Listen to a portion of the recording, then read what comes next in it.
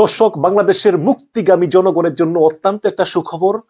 যারা মুক্তিগামী জনগণ, যারা এই স্বৈরাচারের আরেক দফা ক্ষমতায় আসার কারণে হতাশ, তাদের জন্য সুখবর। মুশফিকুল ফজল আনসারী ভাইয়ের ফেসবুক থেকে দুর্নীতি, ক্ষমতার অপব্যবহার এবং বাংলাদেশের গণতান্ত্রিক এবং সরকারি প্রতিষ্ঠান ও প্রক্রিয়ার প্রতি জনগণের বিশ্বাসকে ক্ষুণ্ণ করার কারণে বাংলাদেশের সাবেক সেনাপ্রধান জেনারেল আজিজ তার ভাই ও পরিবারের বিরুদ্ধে নিষেধাজ্ঞা জারি করেছে মার্কিন স্টেট ডিপার্টমেন্ট। এখানে একটা স্ক্রিনশটও তিনি শেয়ার করেছেন। সেখানে লেখা হয়েছে statement designation of former Bangladeshi official for significant corruption, মানে বিপুল পরিমাণ দুর্নীতি করার কারণে তাদের উপরে নিষেধাজ্ঞা জারি করা হলো। এবং এই চিঠিটা কিন্তু আজকেই মার্কিন স্টেট ডিপার্টমেন্ট থেকে ইস্যু করা হয়েছে। সেখানে বলেছে যে statement by Matthew Miller, spokesperson, May 20, 2024, মানে আজকে designation of former Bangladeshi officials for significant corruption. The US Department of States announced today the public designation of former General Aziz Ahmed, previously Chief of the Bangladesh Army Staff, due to his involvement of significant corruption. His actions have contributed to the undermining of Bangladesh democratic institutions and the public faith in public institutions and process.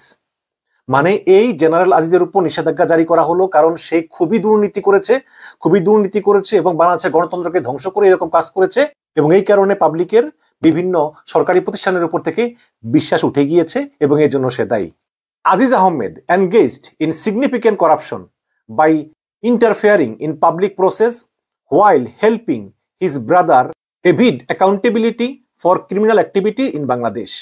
এবং আরো বলা হয়েছে যে আজিজ আহমেদের ভাই যে বিভিন্ন বেআইনি কাজ করেছে, এর ভিতরে খুন খারাপি, তারপর সন্ত্রাসী কাজটা যেগুলো তো আছেই, তার ভাইকে বাঁচানোর জন্য তিনি তার প্রভাব খাটিয়ে তিনি বাংলাদেশের বিভিন্ন যে ইনস্টিটিউশনগুলো আছে ওদেরকে তাদের সিদ্ধান্ত পরিবর্তন করতে বাধ্য করেছেন, যাতে তার ভাইকে তারা নির্দোষ প্রমাণিত করে।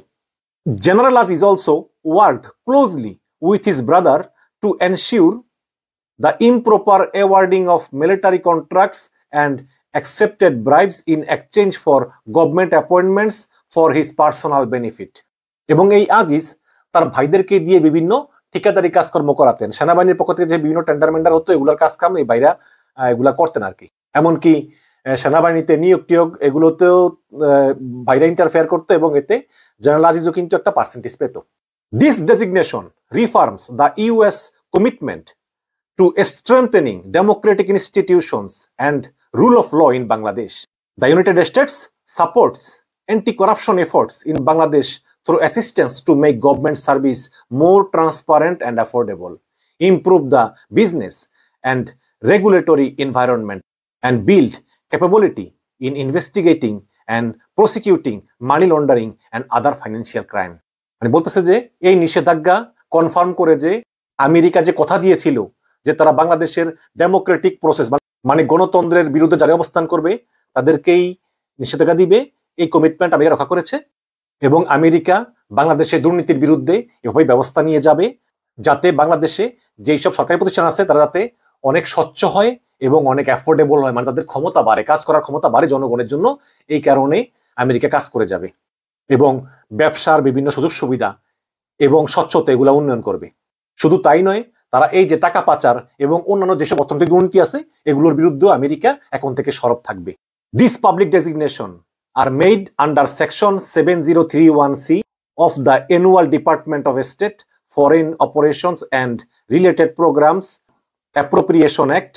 This action render Aziz and his immediate family members generally ineligible to entry into the United States. মানে বলতেছে যে এই যেই পাবলিক ডেজিগনেশনটা আছে এটা করা হয়েছে, নিষেধাজ্ঞাটা করা হয়েছে মার্কিন যুক্তরাষ্ট্রের যে আইন সেই আইনের আন্ডার সেকশন 7031C। এটা এই ডিপার্টমেন্ট অফ স্টেট মানে পররাষ্ট্র মন্ত্রণালয় কর্তৃক ঘোষিত হয়েছে। এবং জেনারেল আজিজ এবং তার ইমিডিয়েট ফ্যামিলি মেম্বার, তার ভাই, তার বোন, তার বাপ, তার মা, তার স্ত্রী, তার সন্তান, এরা কেউই আমেরিকা প্রবেশ করতে পারবে না। মার্কিন যুক্তরাষ্ট্র তাদের উপর নিষেধাজ্ঞা দিয়েছে। অত্যন্ত একটা ভালো খবর, অত্যন্ত সুন্দর খবর। কিন্তু আজিজ তো আসলে এই নির্বাচনে জালিয়াতি করেছিল, আজিজ নির্বাচনকে ম্যানিপুলেট করেছিল 18 সালেরটা, সে 18 সালেরটা করেছিল। তারপর হ্যাঁ সত্য তারপর আমরা all the prime ministers man দেখেছি, সেখানে আজিজ কিভাবে তার তার ভাইদেরকে সুযোগ সুবিধা দিয়েছে, ভাইরা কিভাবে সন্ত্রাসী করেছে, ভাইরা কিভাবে সেনাবাহিনীতে নিয়োগ দিয়েছে, কেনাকাটা করেছে, সবই আমরা দেখেছি। বাট এই রিসেন্টলি যে নির্বাচনটা হলো সেখানেও তো অনেকে অনেক কিছু করেছে। সেখানে বর্তমান যে সেনা প্রধান, বর্তমান যে পুলিশ প্রধান, এদের বিরুদ্ধে তো কিছু পদক্ষেপ নেওয়া হলো না। আপনি সেই 18 সালের সেই পুরান জিনিস নিয়ে আজকে আজিজকে নিষেধাজ্ঞা দিলেন। অবশ্যই সাধুবাদ জানাই, মার্কিন যুক্তরাষ্ট্রকে সাধুবাদ জানাই, কারণ তারা যে কথা দিয়েছে যে বাংলাদেশের গণতন্ত্রকে যারাই বিপন্ন করবে তাদের উপর নিষেধাজ্ঞা দিবে, তার একটা উদাহরণ আমরা দেখলাম। বাকিগুলা কোথায়? এটা প্রকাশ করা হলো, বাকিগুলো কেন প্রকাশ করা হলো না?